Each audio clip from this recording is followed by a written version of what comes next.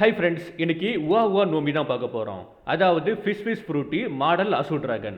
இது ஒரு mythical Joan type devil Frooti. இதோட யூசர் வந்து கைடோ. இந்த டெவில் ஃப்ரூட் மூலமாக கைடோவால் ஒரு மிகப்பெரிய அசூ டிராகனாக ட்ரான்ஸ்ஃபார்ம் ஆக முடியும். அண்ட் இந்த டெவில் ஃப்ரூட்டுமே கைடோக்கு இமென்ஸான ஸ்ட்ரென்த்தை கொடுக்கும், பறக்கிற பவரை கொடுக்கும், எலமெண்ட்டை கண்ட்ரோல் பண்ணக்கூடிய பவரை கொடுக்கும். குறிப்பாக இப்போ வரைக்கும் காமிச்ச ஜோயன் ஃப்ரூட்லேயே இந்த ஃப்ரூட்டு தான் ஸ்ட்ராங்கஸ்ட் ஃப்ரூட்டுன்னு கன்சிடர் பண்ணுவாங்க. இந்த ஃப்ரூட்டோட மெயின் எபிலிட்டின்னு பார்க்க போஸ்ட்ல ஃபஸ்ட்டு டிராகன் டிரான்ஸ்ஃபர்மேஷன். கைடோவால் ஒரு மேசிவ் ஈஸ்டர்ன் டிராகனாக மாற முடியும். அப்படி மாற போஸ்டில் அவன் உடம்பு ஃபுல்லுமே ப்ளூ ஸ்கேல் இருக்கும். அது ரொம்பவே பவர்ஃபுல்லாக இருக்கனால எந்த ஒரு அட்டாக்குமே அந்த ப்ளூ ஸ்கேலை தாண்டி போகவே செய்யாது.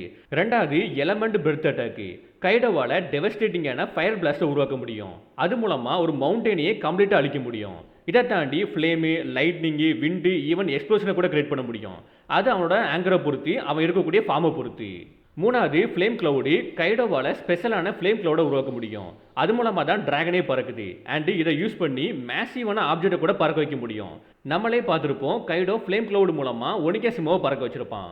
நாலாவது ஹைபிரிட் ஃபார்மு. கைடோவால் ஹியூமனாகவும் மாற முடியும், டிராகனாகவும் மாற முடியும். குறிப்பாக ரெண்டும் கம்பைன் ஆன மாதிரி ஹைபிரிட் ஃபார்ம் எடுக்க முடியும். இந்த ஃபார்மில் கைடோக்கு ஹியூமனோட காம்பேட் ஸ்கில்லும் இருக்கும், டிராகனோட டூரபிலிட்டி இருக்கும், அப்புறம் பவர்ஸ் இருக்கும். இது ரொம்பவே ஸ்ட்ராங்கான ஒரு ஃபார்ம்னே சொல்லலாம். அஞ்சாவது மித்திக்கல் ஜோயனோட டூரபிலிட்டி. நார்மல் ஜோயின் ஃப்ரூட்டே வந்து ஸ்டாமினா, ரீஜென்ரேஷன், டஃப்னஸை வந்து என்ஹான்ஸ் பண்ணும். பட் மித்திக்கல் ஜோயின் இதை மல்டிப்ளை பண்ணுன்னே சொல்லலாம். கைடோ லிட்ரலி டேங்காக இருப்பான். ஈவன் ஸ்கைப்பியில் இருந்து கீழே விழுந்துமே இன்ஸ்டண்ட்டாக ரிகவர் ஆகிருப்பான். கைடோ இந்த ஃப்ரூட் மூலமாக நிறைய ஸ்பெஷல் டெக்னிக் யூஸ் பண்ணுவான். Like blast breath, tornado, destructive gust, flame cloud, dragon ட்விஸ்டர்ன்ட்டு. இந்த ஃப்ரூட் மூலமாக கைடோக்கு கிடைக்கக்கூடிய ஸ்ட்ரென்த்னு பார்க்க போஸ்டில் பறக்க வைக்க முடியும், லாங் ரேஞ்சுக்கு அட்டாக் பண்ண முடியும், மேசிவான டேமேஜை விஸ்டாண்ட் பண்ணி நிற்க முடியும். அப்புறம் டிஸ்ட்ரக்டிவ் பவர் வந்து ஐலாண்டு லெவலுக்கு இருக்கும். குறிப்பாக ஹியூமன் ஃபார்ம்லேயே ஃபிசிக்கல் ஸ்டேட்டு பயங்கரமாக இருக்குன்னே சொல்லலாம். இந்த ஃப்ரூட்டோட வீக்னஸ்னு பார்க்க போஸ்டில் ஸ்டாண்டர்ட் டெவில் ஃபுட் வீக்னஸ் தான். சி வாட்டரு, சி பிரசன்ஸ் தோனி.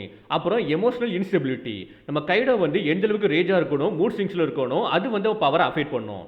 அப்புறம் அட்வான்ஸ் ஹாக்கி யூஸரால் வந்து இவனோட ஸ்கேல்ஸை தாண்டி அட்டாக் பண்ண முடியும். ஃபைனலி ரொம்பவே பெருசாக இருக்கனால ஈஸியான டார்கெட்டாக மாறிடுவான். இந்த ஃப்ரூட்டுக்கு மித்தாலஜி கனெக்ஷனுமே இருக்குது. ஜாப்பனீஸ் மித்தாலஜி படி அசூ டிராகன் கார்டியன் டேட்டி ஆஃப் ஈஸ்ட்னு சொல்லுவாங்க. இது எதை ரெப்ரசென்ட் பண்ணுதுன்னா ஸ்ட்ரென்த்து, ப்ரொடெக்ஷன், ஸ்டோமை குறிக்குது. பட் கைடோவை பொறுத்த வரைக்கும் அப்படி கிடையாது. அவன் எதை ரெப்ரசென்ட் பண்ணுறான்னா டோமினேஷன், கேஎஸ்சி. அதனால தான் இந்த ஃப்ரூட்டுமே அவேக்கனிங் ஆகலன்னு நினைக்கிறேன். நெக்ஸ்ட் இந்த ஃப்ரூட்டை பற்றி பேசலான்ட்டு கீழே கமெண்ட் பாக்ஸில் கமெண்ட் பண்ணுங்க.